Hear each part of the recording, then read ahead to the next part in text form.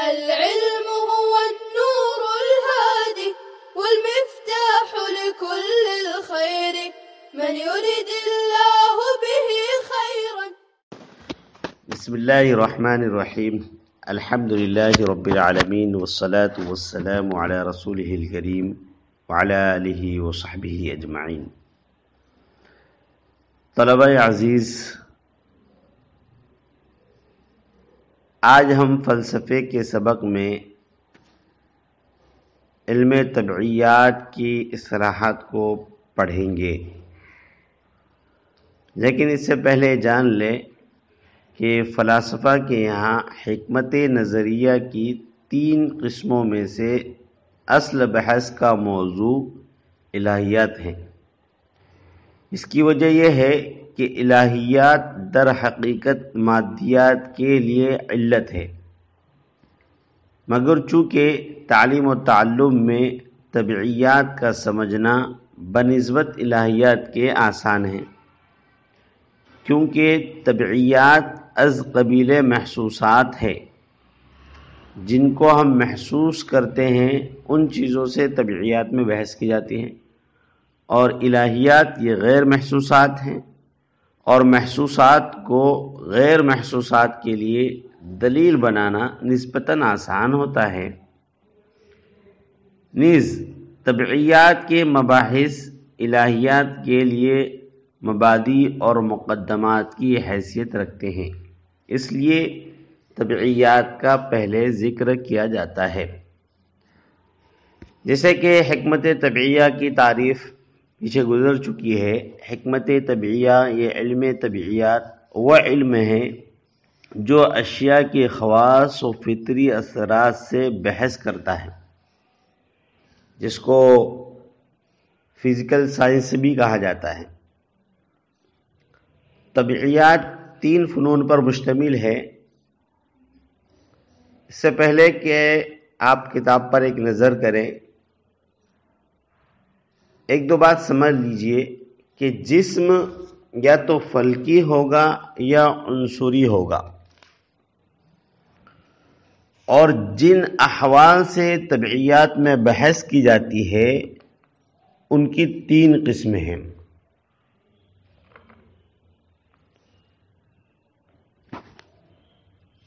ایک تو وہ احوال جو جسم عنصری کے ساتھ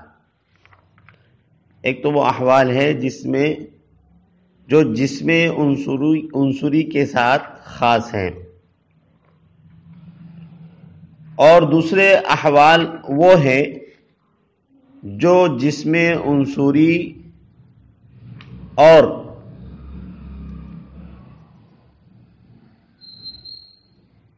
جرم فلکی کے ساتھ خاص ہے، دونوں کے عام ہیں.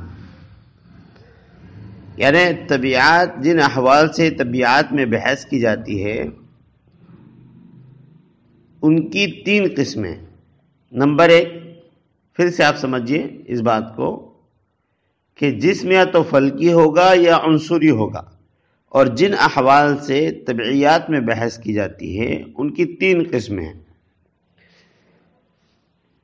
وہ احوال جو جسم عنصری اور جرم فلکی دونوں کو عام ہیں. دوسرا وہ احوال جو جرم فلکی کے ساتھ خاص ہیں. تیسرے وہ احوال جو جسم عنصری کے ساتھ خاص ہیں. پس حکمت طبعیہ 3 فنون پر مشتمل ہوگی. فن اول میں ایسا احوال سے بحث کی جائے گی جو اجرام فلکیہ اور اجسام عنصریہ دونوں کو شامل ہے. اس فن کا نام ما یعم الاجسام ہے. فن دوم میں ایسے احوال سے بحث کی جائے گی جو جرم فلکی کے ساتھ خاص ہیں، اور یہ فن فلکیات ہے. فن سو میں ایسے احوال سے بحث کی جائے گی جو جسم عنصری کے ساتھ خاص ہے، یہ فن عنصریات ہے.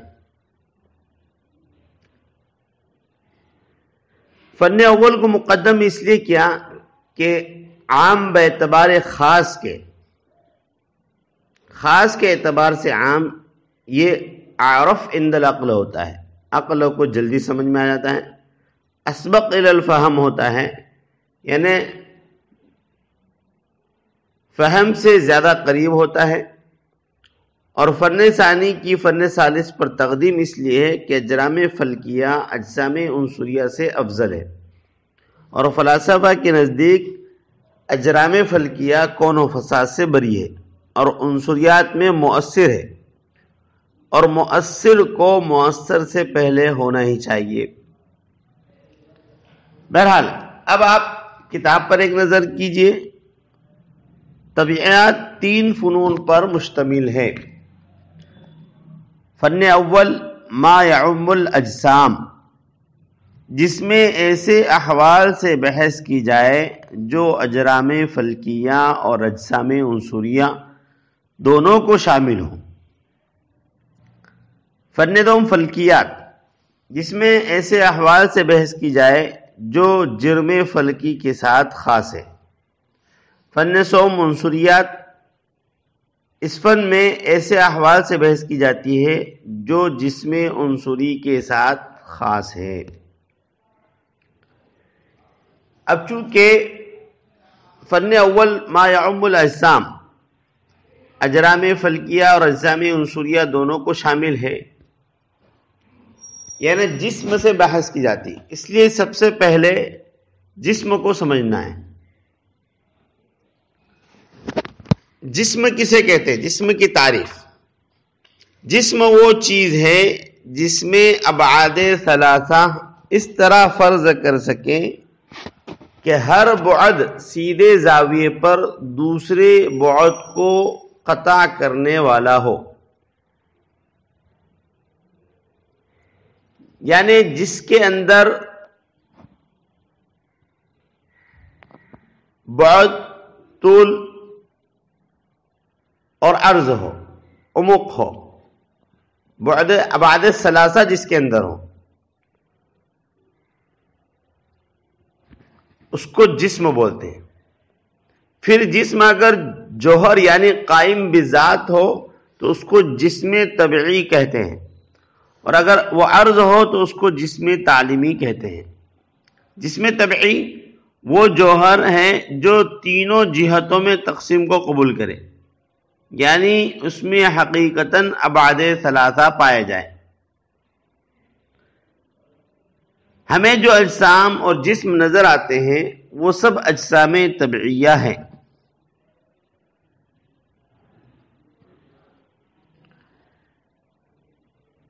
جسم تعلیمی وہ ارض ہے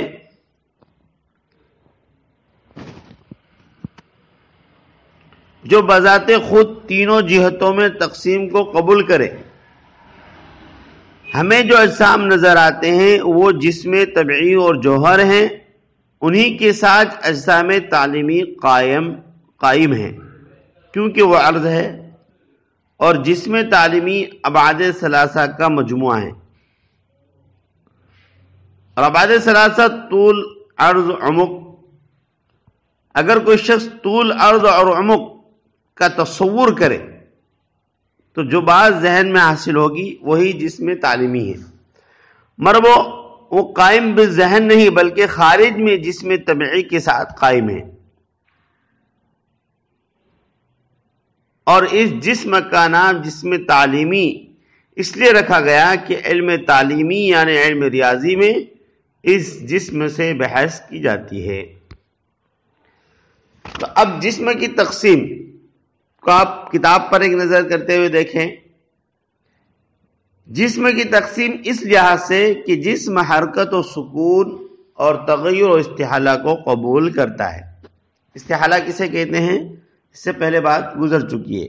استحالہ کے 2 معنی، ایک تو محال ہونا اور ایک کہ حالت کی تبدیلیوں کو بھی استحالہ کہا جاتا ہے۔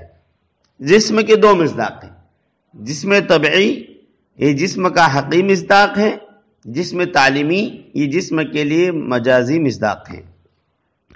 جسم طبعی ایسے جوہر کا نام ہے جو لمبائی، چوڑائی اور گہرائی میں تقسیم ہو سکے، جس کو ہم ابھی کہہ رہے تھے ابعاد ثلاثہ، اور ابعاد ثلاثہ کہتے ہیں طول، عرض اور عمق. طول لمبائی، عرض چوڑائی اور عمق گہرائی. تو جسم طبیعی ایسے جوہر کا نام ہے جو لمبائی، چوڑائی اور گہرائی میں تقسیم ہو سکے. جسم تعلیمی اس مقدار یعنی کم اور کیفیت بولتے ہیں نا، کم باعتبار کمیت، مقدار باعتبار کیفیت، یعنی کیفیت کے اعتبار سے، جس کو انگریزی میں کوالٹی اور کوانٹٹی کہتے ہیں. کوالٹی یعنی کیفیت کے اعتبار سے اچھا ہونا، کوانٹٹی تعداد اور مقدار کے اعتبار سے زیادہ ہونا. جسم تعلیمی اس مقدار اور کم کو کہتے ہیں جو جسم طبعی کے ساتھ قائم ہوتی ہے اور تینوں جہات لمبائی، چوڑائی اور گہرائی میں اس کے اندر داخل اور سرایت کیے ہوتی ہے. جیسے لکڑی کا تختہ. لکڑی کا تخت ایک جسم طبعی ہے اور اس کے اندر جو مقدار ہے یعنی لمبائی، چوڑائی اور گہرائی یا موٹائی اس کے ساتھ قائم ہے، اس مقدار کو جسم تعلیمی کہا جاتا ہے. گویا کہ یہاں پر ایک بات سمجھے کہ جسم تعلیمی اصل میں یہ مقدار کا نام ہے. یہ مقدار مختلف حالات میں بدلتی رہتی ہے چونکہ اس کے اقطار ثلاثہ لمبائی، چوڑائی، گہرائی میں کمی زیادتی ہوتی رہتی، اس لیے اس کی شکل بدلتی رہتی ہے. جیسے اس کو ایک مثال سے سمجھیے کہ مثلا 100 گرام موم لے کر کبھی اس کی آپ بتی بنائیے، کبھی آپ اس کو گیند بنائیے، کبھی آپ اس کی ٹکیا بنائیے. آپ دیکھیں گے کہ ہر حال میں اس کی مقدار اور شکل بدلتی رہے گی، اس کی لمبائی چوڑائی میں فرق آ جائے گا، مگر موم کا جسم اپنی جگہ برقرار رہے گا. اس بدلنے والی مقدار ہی کو جسم تعلیمی کہتے ہیں. جسم تعلیمی جو تقسیم کو قبول کرتا ہے تو وہ اس لیے کہ اس میں مقداریت ہوتی ہے اور مقدار جسم تعلیمی ہے، لہذا جسم طبعی بواسطے جسم تعلیمی قابل للانقسام ہے، یعنی تقسیم کو قبول کرتی ہے. یہاں پر ایک بات آئی تھی ابھی، مقدار، کمیت جس کو کہتے ہیں. تو کم کسے کہتے ہیں؟ کم کی تعریف. کم ایسا عرض ہے جو بالذات یعنی بلا واسطہ تقسیم کو قبول کرے. لہذا اصلاً تو انقسام مقدار میں ہوتا ہے، کم کے اندر تقسیم ہوتی ہے. اب جس چیز کے ساتھ مقدار قائم ہوگی وہ شے بھی مقدار کے واسطے سے انقسام کو قبول کرے گی، یعنی تقسیم کو قبول کرے گی. اور جس شے کے ساتھ مقدار قائم نہیں ہوگی وہ انقسام کو قبول نہیں کرے گی. جیسے کہ نقطہ، کہ اس میں مقداریت نہیں ہے اس لیے تقسیم کو بھی قبول نہیں کرتا. معلوم ہوا کہ جسم طبعی جو تقسیم کو قبول کرتا ہے وہ اس لیے کہ اس میں مقداریت ہوتی ہے، اور مقدار جسم تعلیمی ہے جو قابل للانقسام ہے، یعنی تقسیم کو قبول کرنے والی ہے. آج کا یہ درس ہم اسی پر ختم کرتے ہیں. اللہ تعالی ہم سب کو علم نافع عطا فرمائے، ہمارے اس پڑھنے پڑھانے کو قبول فرمائے. صلی اللہ تعالی علی خیر خلق محمد وعلى آله وصحبه أجمعين. السلام عليكم. لا تنسوا الاعجاب بالفيديو والاشتراك في القناة تشجيعا لنا لنستمر بنشر المزيد إن شاء الله.